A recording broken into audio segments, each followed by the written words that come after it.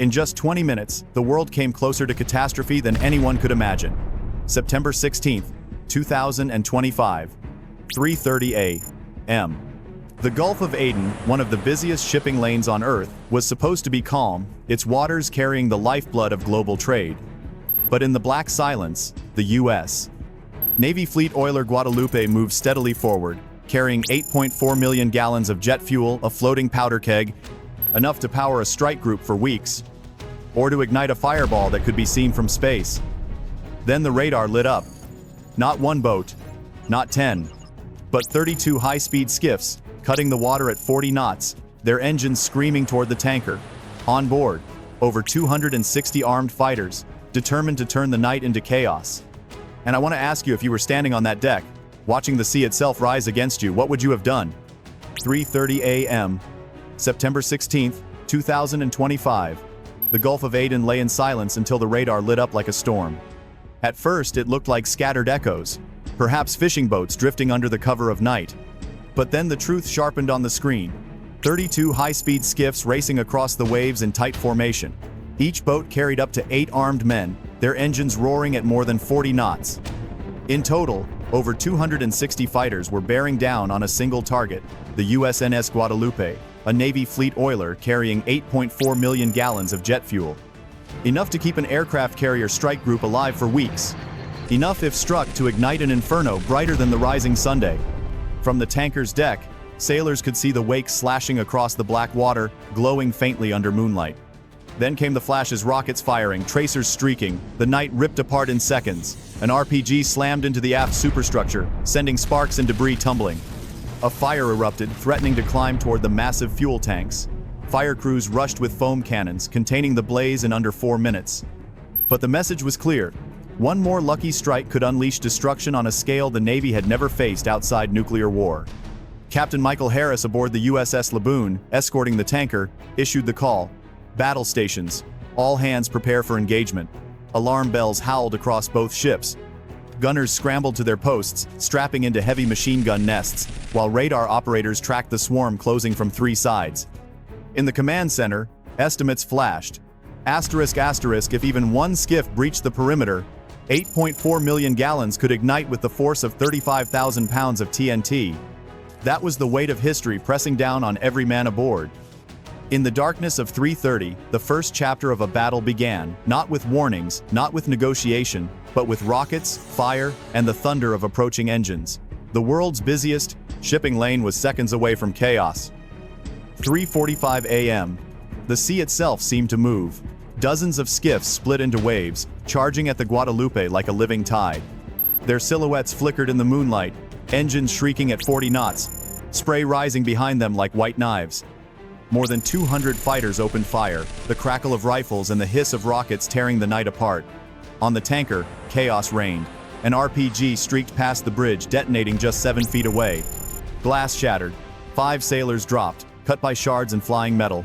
But they rose again, refusing to abandon their stations. Another rocket slammed into the outer deck, starting a second blaze. Fire crews battled against it, knowing each flame carried the weight of catastrophe. The defenders answered with thunder. From the USS Laboon and the USS Cape St. George, heavy guns roared. 50 caliber nests spat fire, shredding the first skiffs that dared to close within range.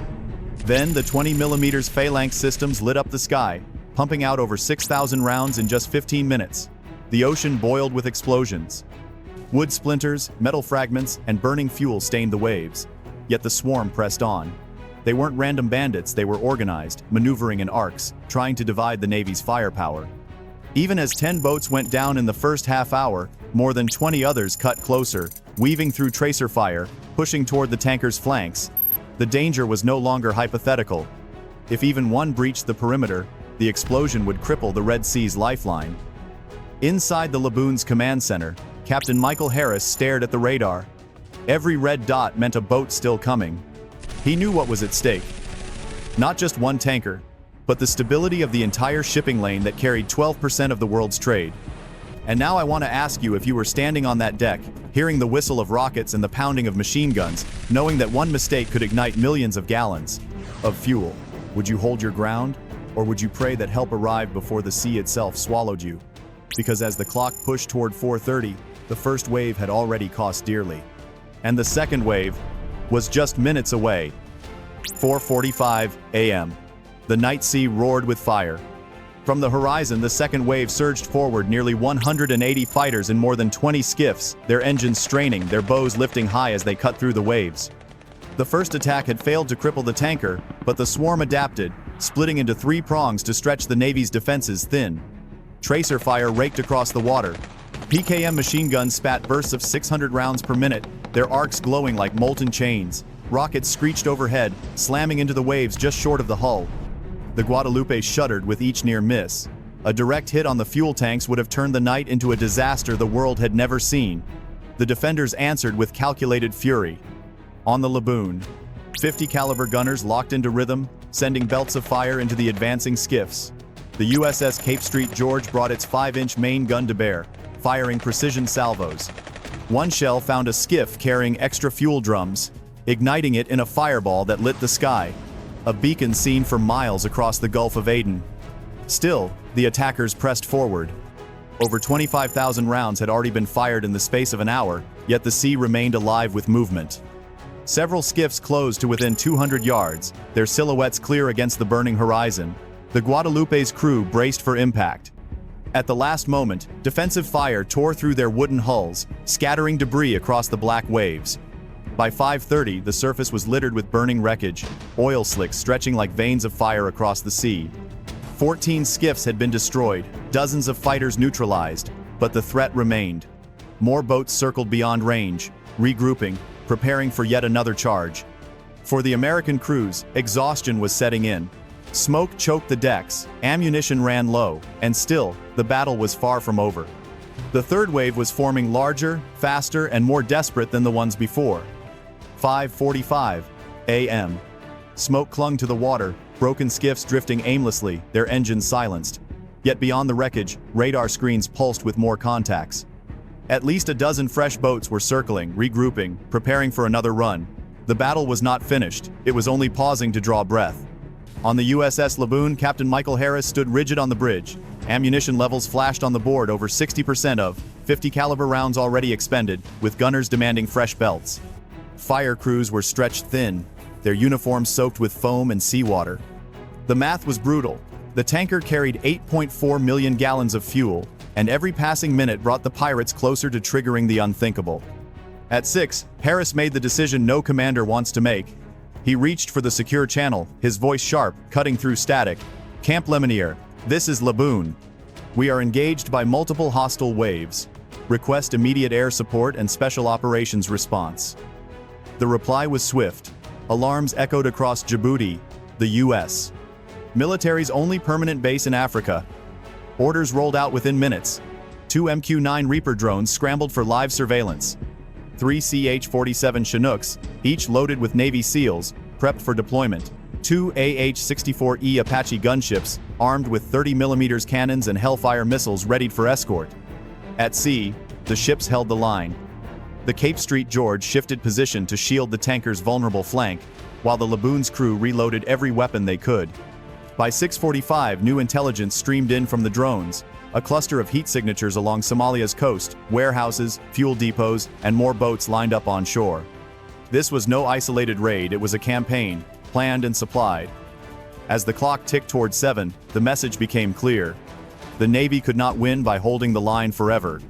The battle had to be taken ashore, and the next move would decide not only the fate of the Guadalupe, but the balance of power across the Gulf. 8 a.m.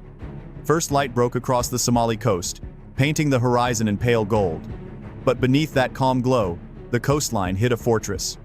Intelligence from Reaper drones revealed the truth.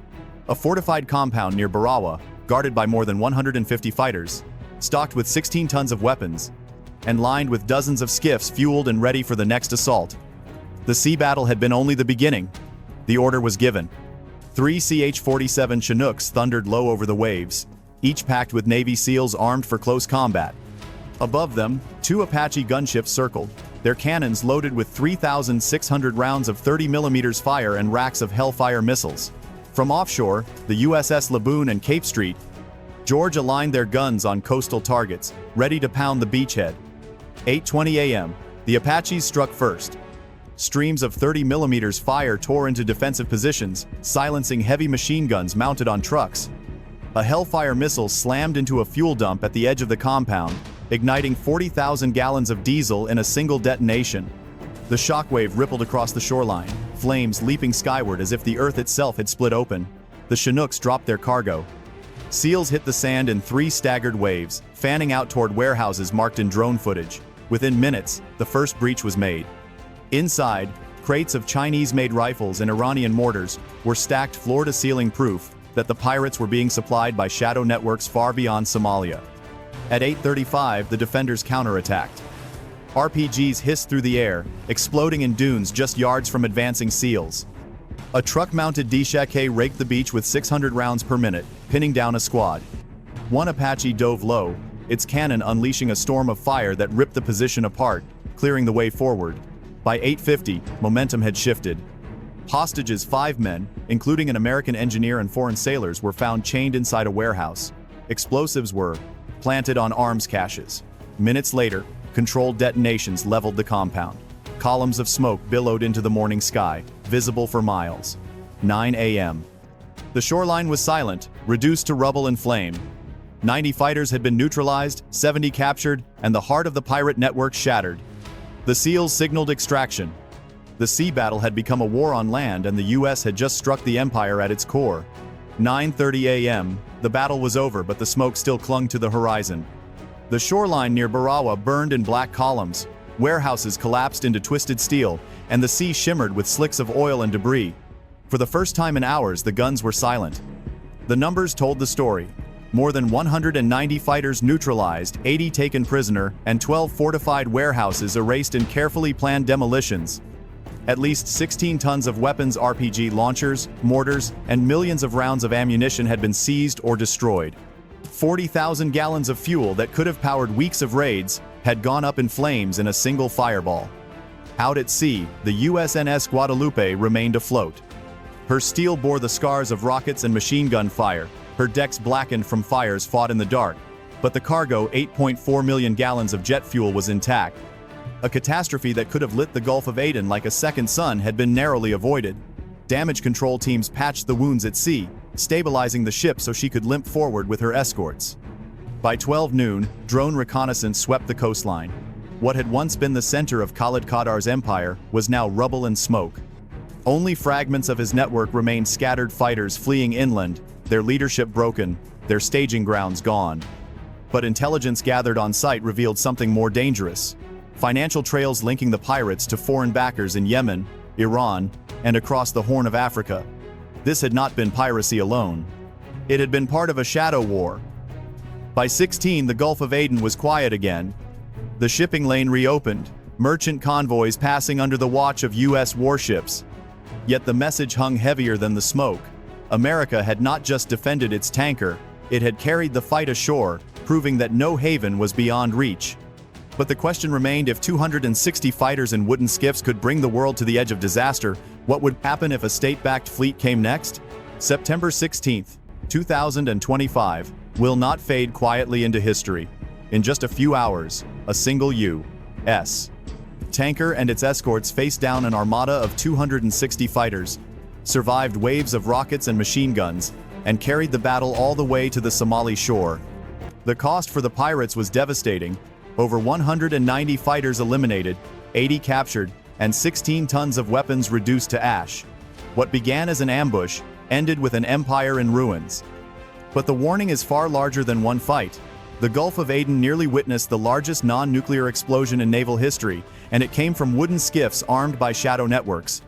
If small boats could threaten global trade, what happens when nations provide fleets, missiles, and billions in funding?